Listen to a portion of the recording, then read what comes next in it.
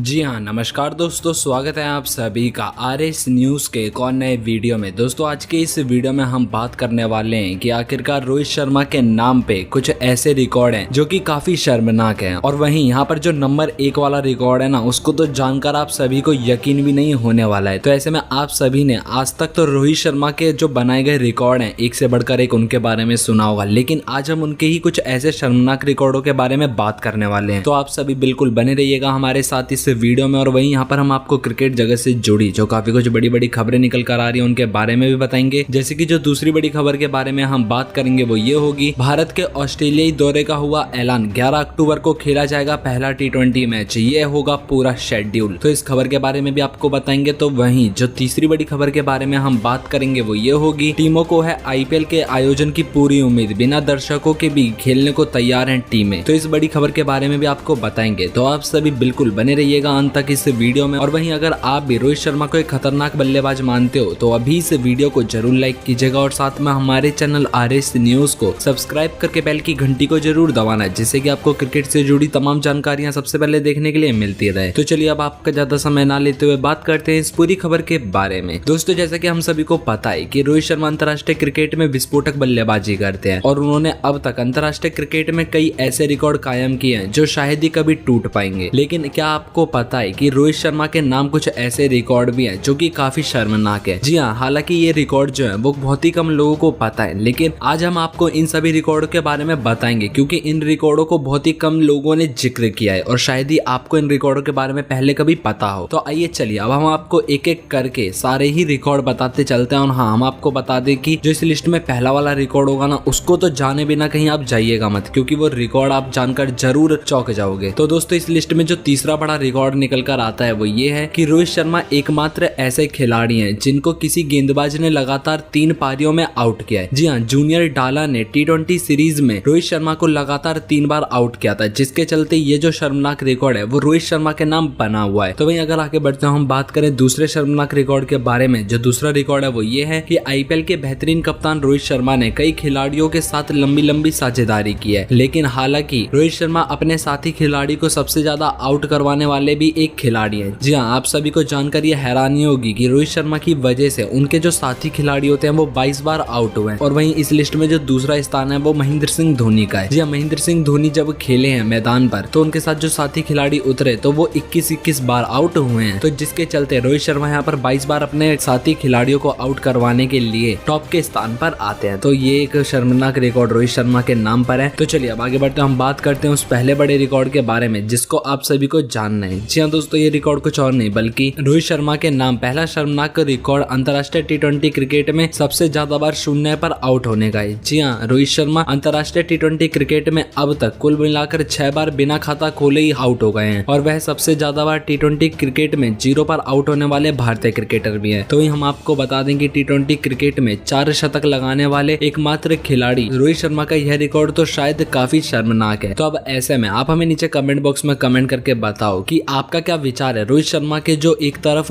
खतरनाक रिकॉर्ड है उनके बारे में और एक तरफ जो शर्मनाक रिकॉर्ड है उनके बारे में। अपनी कीमती राय हमें नीचे कमेंट बॉक्स में कमेंट करके जरूर बताइएगा। तो चलिए अब आगे बढ़ते हम बात करते हैं दूसरी बड़ी खबर के बारे में। जो दूसरी बड़ी खबर निकल कर आ रही है वो ये है, भारत के ऑस्ट्रेलियाई दौरे का ऐलान, 11 अक्टूबर को खेला जाएगा पहला T20, ये है पूरा शेड्यूल। जी हाँ, इस महामारी के चलते क्रिकेट का खेल ठप पड़ गया है और लेकिन इसी बीच फैंस के लिए एक बहुत अच्छी खबर निकल कर आई है। दरअसल ऑस्ट्रेलिया ने भारत और ऑस्ट्रेलिया के खिलाफ घरेलू सीरीज के लिए पूरे शेड्यूल का ऐलान कर दिया है। दरअसल भारत का ऑस्ट्रेलियाई दौरा अक्टूबर से शुरू होगा, जिसमें 3 मैचों की T20 सीरीज, 4 मैचों की टेस्ट सीरीज और अंत में 3 मैचों की वनडे सीरीज खेली जाएगी। तो वहीं T20 सीरीज का आगाज 11 अक्टूबर को होगा और वहीं टेस्ट सीरीज 3 दिसंबर से शुरू होगी और वहीं वनडे सीरीज का जो पहला मैच होगा वो 12 जनवरी को खेला जाएगा। तो आप सभी बिल्कुल तैयार रहिएगा कि 11 अक्टूबर को भारत और ऑस्ट्रेलिया के बीच में ये मुकाबला खेला जाएगा। तो चलिए अब आगे बढ़ते हम बात करते हैं तीसरी बड़ी खबर के बारे में। जो तीसरी बड़ी खबर निकल कर आ रही है वो ये है, टीमों को है IPL के आयोजन की पूरी उम्मीद, बिना दर्शकों के भी खेलने को है तैयार। जी हाँ, पूर्व भारतीय कप्तान और किंग 11 टीम के मुख्य कोच अनिल कुंबले को उम्मीद है कि इस साल इंडियन प्रीमियर लीग का आयोजन होगा और उन्होंने इस महामारी के चलते दर्शकों के बिना इस लीग के आयोजन का भी समर्थन किया है। और वही हम आपको बता दें कि यह अभी आधिकारिक नहीं है, लेकिन BCCI इस टूर्नामेंट का आयोजन अक्टूबर में कराना चाहता है और वहीं इस महामारी के कारण दूसरा टूर्नामेंट अभी अनिश्चित काल तक के लिए स्थगित है और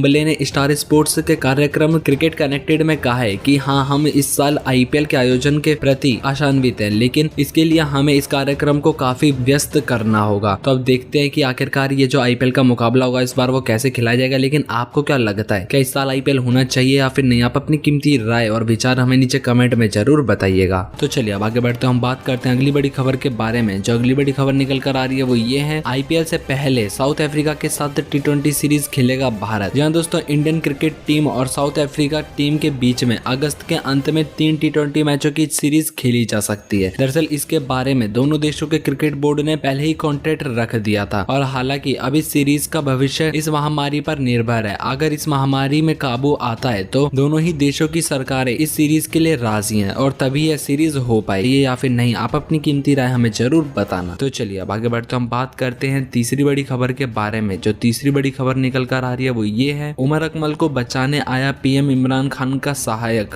बैन के खिलाफ अपील की। जी हाँ दोस्तों, PCB ने उमर अकमल पर 3 साल का बैन लगाया है और उन्हें सट्टेबाजों की ओर से संपर्क किए जाने इमरान खान का एक सहायक सामने निकल कर आया और उसने बोला कि उमर अकमल पर जो बैन लगाया वो काफी बड़ा बताया उसने। और साथ में उसने ये भी कहा कि शोएब ने तो PCB के कानूनी सलाहकार पर आरोप लगा दिया था कि वो खिलाड़ियों के खिलाफ अपना निजी। ने ये भी कहा था कि PCB एक ही सजा के लिए खिलाड़ियों को अलग अलग सजा दे, कम करती है या फिर नहीं। लेकिन आपका क्या ख्याल है, क्या उसे कम करना चाहिए या फिर नहीं? आप अपनी कीमती राय हमें नीचे कमेंट बॉक्स में कमेंट करके जरूर बताइएगा। दोस्तों जैसे कि आप सभी को पता है कि क्रिकेट की दुनिया में दिन प्रतिदिन नए नए बड़े बड़े रिकॉर्ड बनते रहते हैं और वहीं हम आपको बता दें कि भारतीय टीम के खिलाड़ियों के नाम पर कुछ ऐसे बड़े बड़े रिकॉर्ड हैं जिनके बारे में आप सभी को जहां तक है पता ही होगा। लेकिन आज हम आपको बताने वाले हैं उन 3 बल्लेबाजों के बारे में जिन्होंने एक पारी में सबसे ज्यादा चौके लगाए थे। तो आइए चलिए अब एक एक करके हम आपको उन सभी खिलाड़ियों के नाम बताते चलते हैं। तो दोस्तों इस लिस्ट में जो तीसरा नाम निकल कर आता है वो बल्कि एक नाम नहीं है, बहुत सारे नाम है। दरअसल तीसरे नंबर पर संयुक्त रूप से Sanath Jayasuriya, Martin Guptill, David Warner और फकर जमान है। दरअसल वनडे मैच की एक पारी में इन सभी खिलाड़ियों ने 24 चौके लगाए हैं, जिसके चलते ही ये सभी खिलाड़ी एक पारी में सबसे ज्यादा चौके लगाने की लिस्ट में तीसरे नंबर पर आते हैं। तो वहीं आप यहाँ पे लिस्ट में भी देख सकते हो। तो वहीं आगे बढ़ते हो, हम बात करें दूसरे खिलाड़ी के बारे में। जो दूसरे खिलाड़ी हैं वो भी संयुक्त रूप से 2 खिलाड़ी हैं। जी हाँ दोस्तों, ये जो खिलाड़ी हैं वो कोई और नहीं बल्कि सचिन तेंदुलकर और वीरेंद्र सहवाग हैं। दरअसल इस लिस्ट में दूसरे नंबर पर आता है। तो वहीं चलिए अब बता दें कि ये जो पहला नाम है वो बस एक इकलौते खिलाड़ी का है। जी हाँ दोस्तों, श्रीलंका के खिलाफ 13 नवंबर 2014 के दिन एक भारतीय खिलाड़ी ने उस मैच में 264 रन की असाधारण पारी खेली थी और अपनी इस पारी के दौरान उन्होंने 33 चौके और 9 छक्के लगाए थे और उनका स्ट्राइक रेट 152.60 का था और उन्होंने 173 गेंदों का सामना करते हुए इस पारी को खेला था। तो वहीं हम आपको बताएं, ये खिलाड़ी दौरान वनडे मैच का सबसे बड़ा निजी स्कोर तो उन्होंने बनाया ही बनाया, लेकिन साथ ही में उन्होंने वनडे मैच की एक पारी में सबसे ज्यादा चौके लगाने का वर्ल्ड रिकॉर्ड भी अपने नाम कर लिया और इससे पहले किसी भी अन्य खिलाड़ी ने इतने चौके एक पारी में नहीं लगाए थे। जिसके बाद वनडे मैच की एक पारी में सबसे ज्यादा चौके लगाने का जो रिकॉर्ड था वो रोहित शर्मा के नाम हुआ। तो अब ऐसे में आप हमें नीचे कमेंट बॉक्स में कमेंट करके बताओ कि आपको क्या लगता है कि ये जो रोहित शर्मा का रिकॉर्ड है वो कोई खिलाड़ी तोड़ पाएगा लगाने का है? जरूर अपनी राय हमें नीचे के लिए तैयार है BCCI। जी हाँ, केंद्रीय खेल मंत्री किरण रिजिजू ने साफ कर दिया था कि मौजूदा स्थिति में देश को खाली स्टेडियमों में बिना दर्शकों के साथ खेल गतिविधियों के लिए तैयार रहना चाहिए और इसे सुनकर पहले ही बात IPL की आती है। और वहीं BCCI 25 सितंबर से 1 नवंबर के बीच में IPL के 13वें सीजन का आयोजन कर सकती है। जी हाँ, खबर ये निकल कर आई है कि BCCI बोर्ड ने कहा है कि जैसा खेल मंत्री ने बोला कि प्रशंसकों की सुरक्षा सबसे पहले है, वही बोर्ड मानता है। तो वहीं BCCI के एक अधिकारी ने यह भी कहा है कि IANS से बात करते हुए कहा कि जब लाइव स्पोर्ट्स वापस लौटेगा तो जाहिर सी बात है प्रशंसकों की सुरक्षा प्राथमिकता होगी और क्रिकेट इससे अलग नहीं है। उन्होंने कहा कि गेट मनी प्राथमिकता नहीं होगी और ब्रॉडकास्टिंग से आने वाले रेवेन्यू काफी होगा। और उन्होंने ये भी कहा ऐसे मुश्किल समय में गेट मनी निश्चित तौर पर प्राथमिकता है। जब क्रिकेट होगा ब्रॉडकास्टर रेवेन्यू BCCI के लिए पहला रेवेन्यू होगा और ये फिर राज्य सरकार का फैसला होगा कि IPL होगा वहां पर या फिर नहीं। अब ऐसे में दोस्तों देखना होगा कि BCCI इस पर आखिरी क्या फैसला लेता है। लेकिन खबर तो यही निकल कर आ रही है कि सितंबर के महीने में आपको IPL के मुकाबले खेले जाते हुए दिखाई दे सकते हैं। निकले मिलती रहे तो मिलेंगे अगली जानकारी में, तब तक के लिए जय हिंद जय भारत।